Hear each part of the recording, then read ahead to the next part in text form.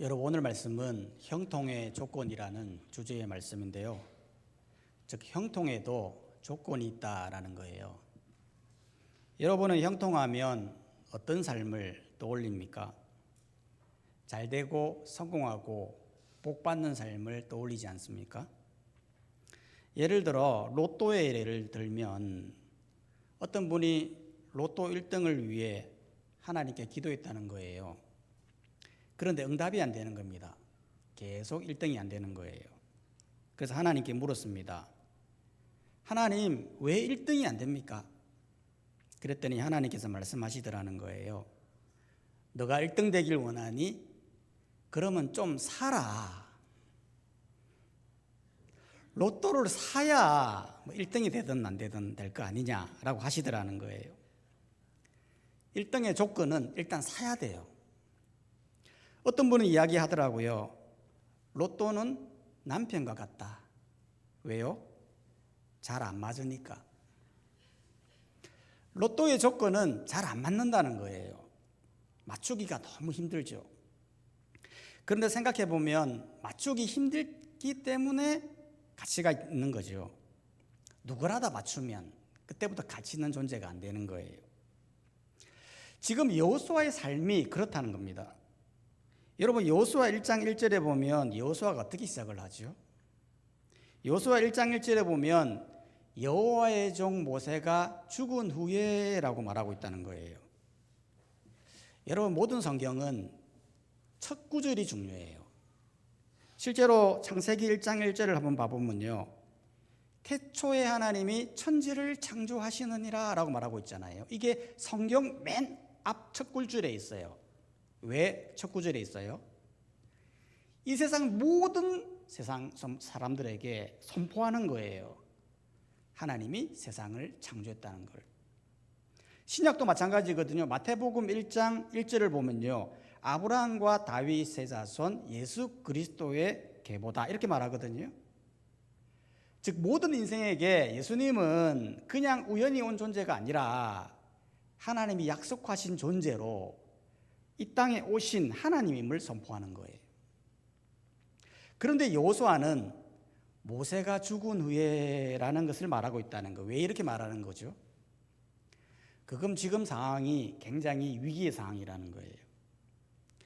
실제로 모세가 어떤 사람입니까? 여러분, 모세는요 굉장히 탁월한 사람이죠. 이스라엘의 200만 명을 인도한 영적 지도자 아닙니까? 실제로요, 모세 한마디에 이스라엘 백성들이 한 나라가 움직이는 그런 사람이었어요. 모세가 이렇게 하자고 하면 이렇게 하고, 저리로 가자 하면 저리로 가고, 어느 누구 하나 모세의 권위에 도전하는 사람이 없었어요. 왜냐하면 하나님께서 모세에게 직접 역사하시고 말씀을 주셨기 때문에 아무도 그의 권위에 도전할 수 없었던 겁니다. 그런데 그 모세가, 그 탁월한 모세가 죽은 거예요. 얼마나 심각한 위기입니까? 그때에 하나님께서 여호수아에게 말하는 거예요. 이런 위기 속에서 형통하고 싶으냐? 그러면 조건이 있다. 이렇게 말을 하는 거예요. 어떤 조건일까요? 오늘 본문에 보면 총 3가지를 말하고 있는데, 첫 번째는 하나님의 임재하심을 확신해야 한다는 거예요.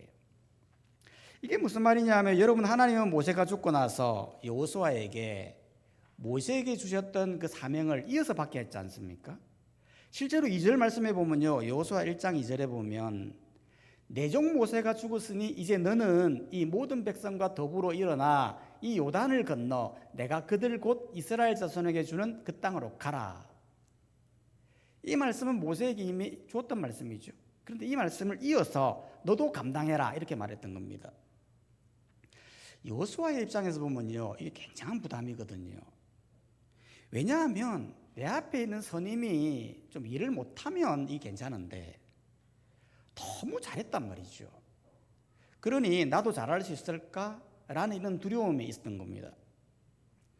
또한 이 일이 결코 적은 일이 아니잖아요.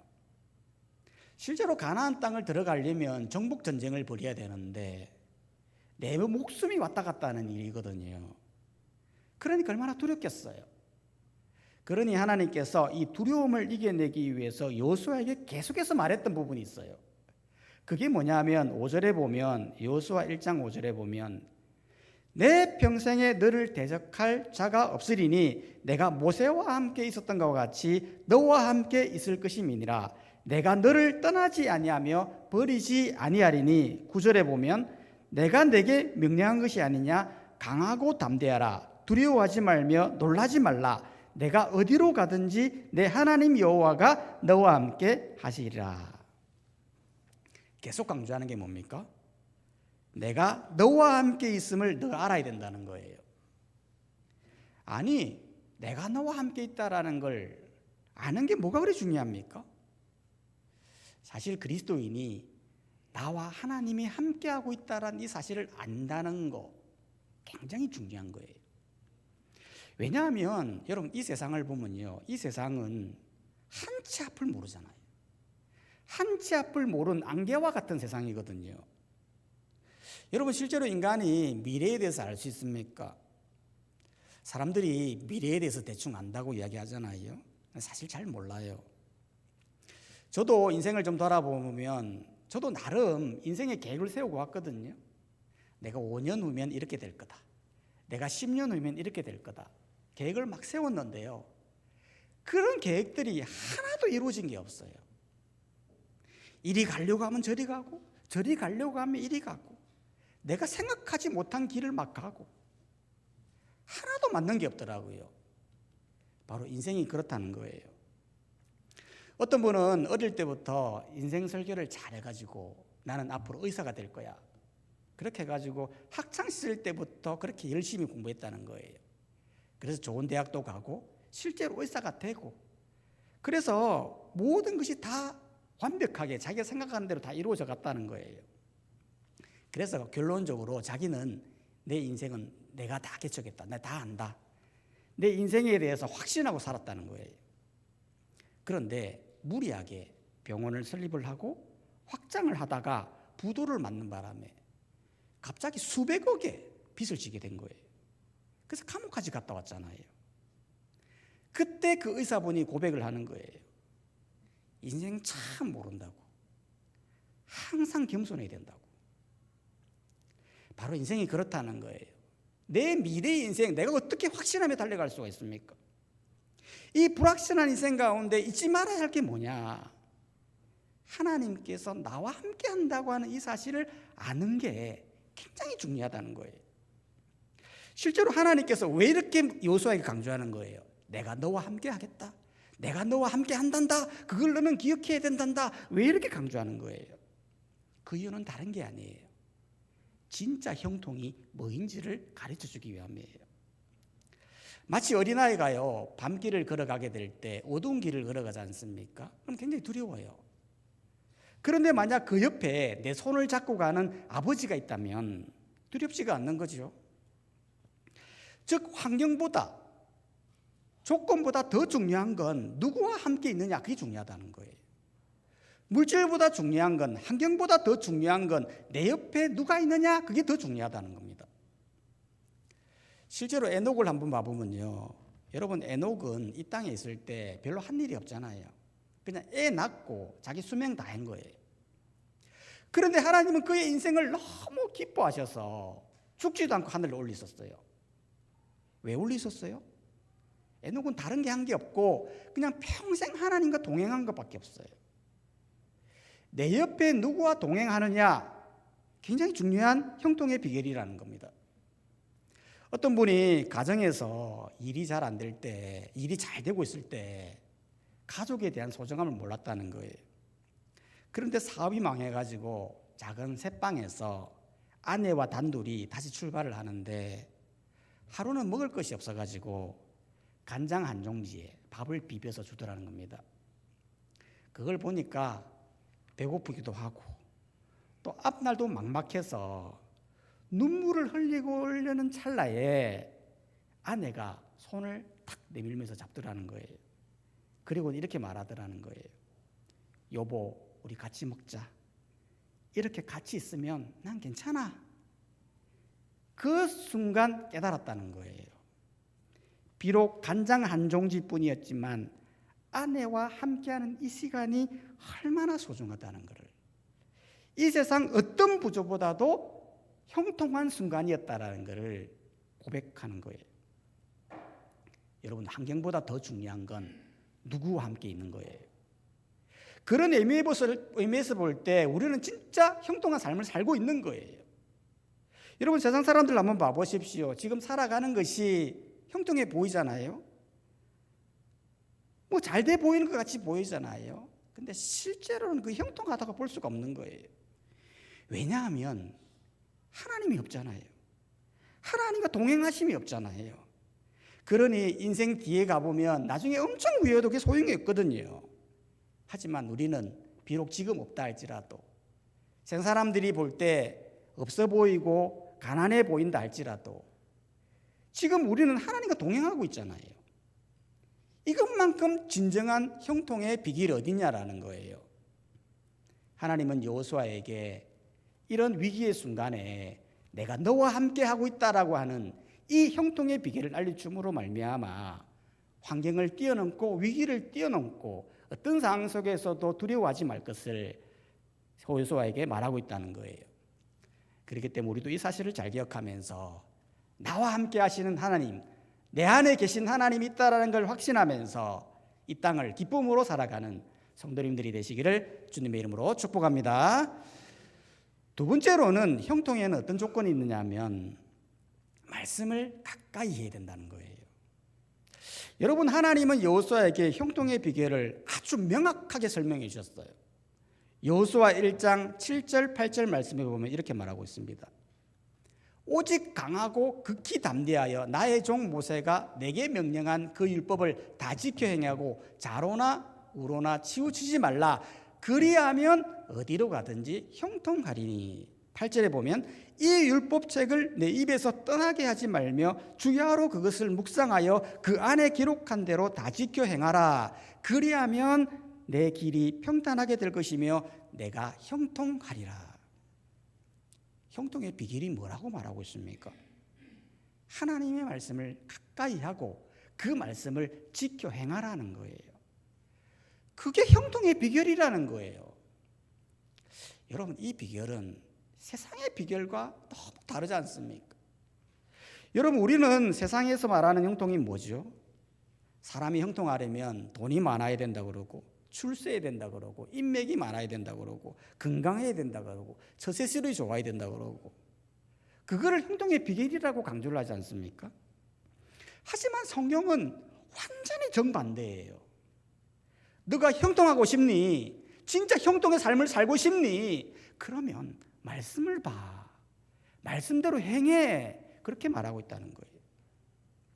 아니, 우리가 왜 말씀을 보고 왜 말씀을 지켜내는 것이 왜 형통의 비결이 되는 걸까요?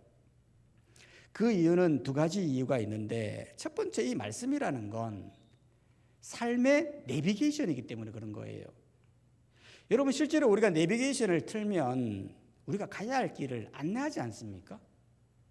목적지를 딱 치면 그대로 가거든요. 즉, 말씀의 인생의 형통의 비결은 뭐냐? 말씀을 보면 그 말씀이 우리로 하여금 형통의 길로 안내하는 것과 같다는 거예요. 실제로 여러분, 여호수아를 한번 봐보십시오. 모세가 죽은 뒤에 약속의 땅으로 백성을 이끌고 가지 않습니까? 요단강을 건너고 여리고 성을 무너뜨리고 수많은 전투를 앞둔 상황에서 어찌할 줄을 몰라 하는 상황 속에서도 그때 하나님께서 말씀을 주시는 거예요. 율법을 묵상하고 지켜 행해라. 그런 안내서를 딱 주시니까 여호수아가 말씀 중심적으로 살다 보니 그랬더니 하나님의 놀라운 그 명령대로 실행하게 되고 실제로 하나님의 놀라운 기적을 보게 되더라는 거예요. 만약 여호수아가 말씀대로 행하라 했음에도 불구하고 세상적인 방법으로 형통의 길을 찾았다면 그가 위대한 여호수아의 모습이 없었을 거라는 거예요. 그렇기 때문에 우리도 마찬가지예요. 말씀은 우리를 형통의 길로 인도하는 놀라운 내비게이션과 같은 말씀이기 때문에 우리는 이 말씀을 지키고 보고 지켜내는 것이 중요하다는 것입니다. 두 번째로 왜 말씀을 보고 지켜야 되느냐 하면 말씀은 변하지 않기 때문에 그런 거예요. 여러분, 이 세상의 형통의 기준은요 항상 변하지 않습니까? 형통의 기준이 시대들마다 다 변해왔어요. 예전에는 형통의 기준이 가족에게 잘해야 된다, 집안이나 조상에게 잘해야 된다, 그렇게 말한 적도 있고, 조선시대 때 보면 논밭이 많으면 잘 산다라고 했으며, 산업화 시대 때에는 공장이 많거나 자식이 많으면 형통하다고 했어요. 하지만 지금은 어떻습니까? 지금은 돈이 많거나 유튜브에 구독자가 많으면, 구독자가 1억 명이다, 그러면 대단하다고 하지 않습니까? 세상의 형통의 조건은 다 변한다는 거예요. 하지만 하나님의 말씀은 어떻습니까? 말씀은요 시대들마다 변하는 게 아니에요. 수천 년 전에 보았던 그 말씀이 지금도 있어요. 우리가 보고 있는 이 말씀이 수천 년에도 그 말씀들을 보고 적용하며 살아왔어요. 그래서 실제로 이사야서 40장 8절은 이렇게 말하거든요. 풀은 마르고 꽃은 시드나 우리 하나님의 말씀은 영원히 서리라. 마태복음 24장 35절에 보면 천지는 없을지언정 내 말은 없어지지 아니하리라. 이 세상 모든 것은 다 변한다는 거예요. 풀은 마르고 꽃은 시든다는 거예요. 그러나 유일하게 변하지 않는 것은 말씀이기 때문에 우리가 말씀을 보고 지키는 것이 중요하다는 겁니다. 실제로 여호수아를 보면요, 약속의 땅에서 백성들을 이끌 때 보면 얼마든지 유혹이나 불평 앞에 흔들리지 않습니까? 그런데 그때마다 변하지 않는 말씀을 보고 그 말씀을 붙들고 나아갔더니 하나님의 놀라운 기적을 체험하게 되었다는 거예요. 그렇기 때문에 우리 또한 마찬가지예요. 여러분, 형통의 삶을 살고 싶습니까? 그러면 말씀을 가까이 하십시오. 가까이 한다고 하는 것은 다른 게 아니에요. 내 입에서 말씀을 떠나지 않게 하는 거예요. 실제로 8절 말씀이 말하지 않습니까? 이 율법책을 내 입에서 떠나지 말게 하며 라고 말하고 있어요. 내 입에서 떠나지 않는다는 건 뭘 말하는 거예요? 우리가 음식을 먹을 때 보면 내 입에서 네 음식이 떠나가지 않는구나, 뭐 그렇게 말하지 않습니까? 그거는 뭔 말이냐면 음식을 항상 가까이 두고 있다, 그 말이에요. 즉 내 입에서 떠나지 말라고 하는 것은 성경을 항상 내 주위에 가까이에 두라는 거예요. 실제로 눈에서 멀어지면 마음에서도 멀어진다고 하지 않습니까? 마음에서 멀어지지 않으려면 성경을 늘 가까이 두고 말씀을 읽고 그 말씀대로 살려고 묵상하고 노력해야 한다는 겁니다. 실제로 저희 교회 한 성도님은 직장에 출근하면 제일 먼저 말씀을 봅니다. 그런데 그 시간이 너무 행복하다는 거예요. 이번 주도 말씀을 보다가 모르는 부분이 있어가지고 질문을 하시던데 저도 보니까 좀 새롭더라고요. 아, 이런 내용도 있었구나. 그러면서 은혜가 되고 또 그렇게 질문하는 거 보면 또 기특하기도 하고, 말씀을 참 가까이 하는 게 참 복인데 그 복을 실천하고 있구나라는 생각이 드는 거예요. 여러분, 성경은요 굉장히 단순한 거예요. 형통하려면 너희가 율법을 완벽하게 지켜야 된다, 율법을 완벽하게 이해해야 된다. 그러면 우리가 복을 못 받는 거예요. 그런데 말씀은 뭐라고 이야기하느냐면 완벽하게 이해라, 그렇게 말하는 게 아니라 말씀을 내 입에서 떠나게 하지 마라. 그냥 가까이에 두면 된다. 가까이에 두고 읽고 묵상하면, 지키려고 노력하면, 그러면 형통해진다라고 말하고 있다는 거예요. 그렇기 때문에 우리는 하나님의 말씀을 늘 가까이에 두는 우리가 되어야 돼요. 이번에도 4월 첫째 주부터 성경 공부를 시작하지 않습니까? 8주 동안 말씀을 배우는데요, 제가 생각할 때 이건 단순히 지식을 배우는 시간이 아니에요. 형통의 비결을 배우는 시간이에요. 어떻게 하면 말씀을 더 잘 알아서 말씀대로 살 것인가를 배우는 시간이라는 거예요.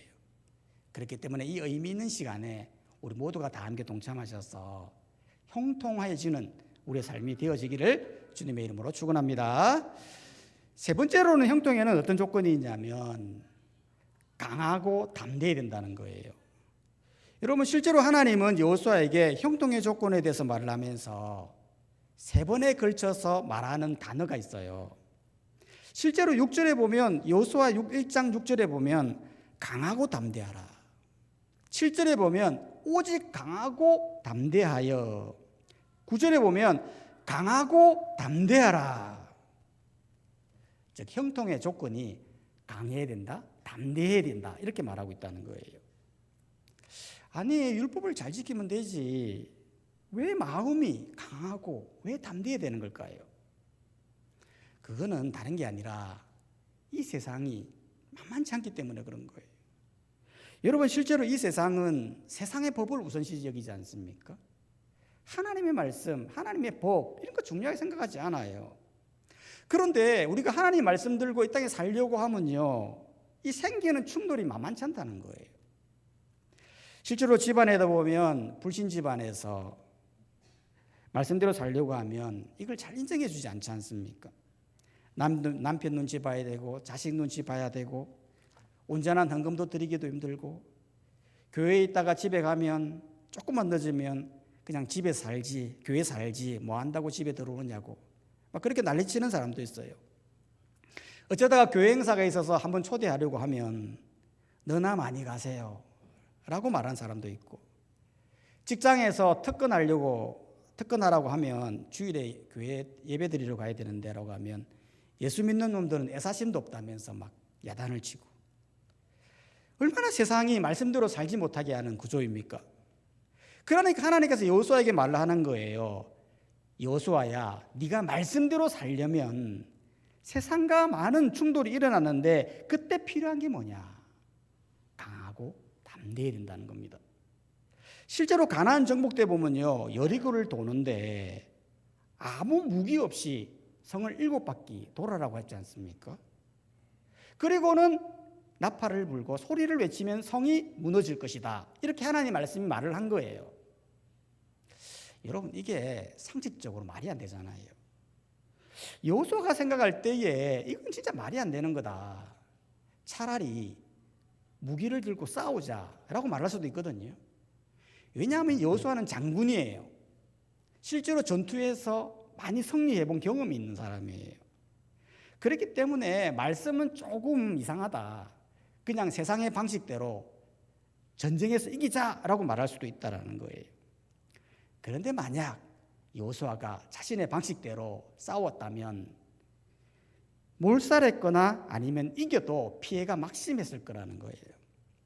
하지만 말씀을 믿고 강하고 담대하게 그렇게 나갔더니 결국에는 여리고성이 무너지더라는 겁니다. 바로 그리스도인들에게 필요한 마음이 이러한 마음이라는 거예요. 세상이 뭐라 하든 우리가 전혀 두려워할 필요가 없다는 거예요. 우리는 그냥 강하고 담대하게 나가면 된다는 거예요. 실제로 사람이 두려우면 아무것도 하기가 힘들지 않습니까? 동물도 보면요, 사람을 공격할 때 보면요, 그냥 공격하는 게 아니에요. 일단은 딱 지켜보다가 등 돌리면 공격해요. 일전에 한번 영상을 보니까 어떤 사람이 곰을 만났거든요. 그런데 이 사람이 곰을 딱 보자마자 전혀 두려워하지 않고 딱 서 있다가 몸을 조금 크게 하면서 확 과음을 지르니까요, 곰이 도망가더라고요. 그런데 그때 너무 두려워서 조금만 등을 돌리지 않습니까? 그러면 공격 안 하려 하다가도 공격해요. 왜 그러냐면 등 돌리는 건 나 두렵습니다, 나 잡아먹으세요 라고 하는 것과 같은 의미라는 거예요. 바로 그리스도인들도 마찬가지라는 거예요. 여러분, 이 세상을 보면 마치 곰과 같이 거대한 세상과 같은 모습이에요. 그런데 그런들을 향해서 우리가 쫄 필요가 없어요. 두려워할 필요가 없어요. 우리는 세상을 두려워하지 말고 강하고 담대하게 말씀만 들고 말씀대로 살면 되는 거예요. 우리가 사실 쫄 필요가 뭐가 있습니까? 민수기에 보면 아낙 자손이라고 하는 거대한 몸집을 가진 민족이 있었어요. 메뚜기와 같이 거대한 사람들이었어요. 그런데 그들을 두려워해서 원망했던 사람들은 하나같이 가나안 땅에 못 들어갔어요. 두려워했던 그 감정이 약속의 땅을 못 받는 결과를 이루게 했었어요. 하지만 유일하게 그런 거대한 민족을 보고도 전혀 두려워하지 않으면서 그들은 우리의 밥이라 하나님이 우리와 함께 하실 것이다 라고 고백했던 여호수아와 갈렙은 하나님이 약속하신 약속의 땅에 들어갈 수 있었다는 거예요. 형통의 비결이 뭐였습니까? 강하고 담대한 마음이었어요. 말씀을 믿고 내가 나아가기만 하면 하나님이 역사하신다라고 하는 강한 담대하고 강한 마음이 모든 형통을 이루는 비결이 되더라는 것입니다. 그렇기 때문에 우리는 이 세상 가운데 세상이 아무리 크다 할지라도 하나님이 나와 함께 하신다라는 이 확신 가운데서 강하고 담대함으로 말씀을 읽고 지키는 삶이 진정한 형통의 삶임을 기억하고 그러한 삶으로 살아가는 우리 모든 성도님들이 되시기를 주님의 이름으로 축원합니다. 이 시간 다 함께 찬송가 246장 찬양